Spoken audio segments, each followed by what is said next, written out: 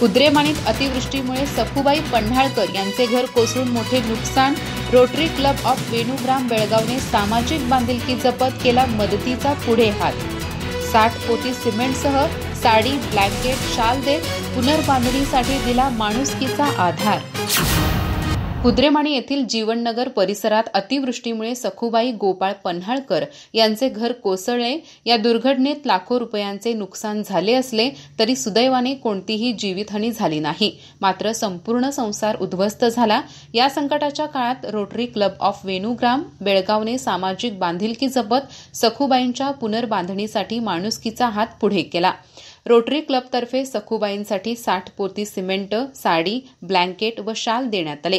या मदतीचे वितरण क्लबचे अध्यक्ष शशिकांत नाईक, माजी अध्यक्ष Manohar Watve, Chandrakant Rajmane, community service director D B. Patil, सीमाकवी रवींद्र पाटील, मल्लाप्पा गुरव, परशुराम काकतकर, लक्ष्मण कांबळे यांच्या उपस्थितीत करण्यात आले।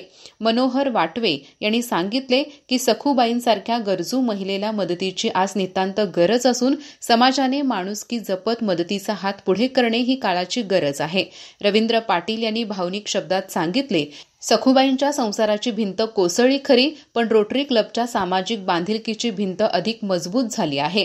डी.बी. पाटील यांनीही ही मदत केवळ सिमेंटपुरती मर्यादित नसून उद्ध्वस्त संसाराला उभे करण्याचा माणुसकीचा आधार असल्याचे सांगितले। रोटरी क्लब ऑफ वेणूग्राम ही संस्था नसून समाजासाठी सतत कार्य करणारी संवेदनशील चळवळ आहे, असे अध्यक्ष शशिकांत नाईक यांनी सांगितले।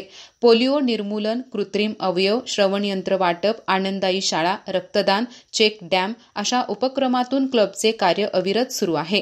समाजातील गरजू, अपंग, विद्यार्थी आणि दुर्बल घटकांसाठी रोटरी क्लबने उभारलेले उपक्रम नक्कीच प्रेरणादायी व अनुकरणीय आहेत। अधिक माहिती आणि ताज्या घडामोडींसाठी आजच आमचे चॅनल सबस्क्राइब करा।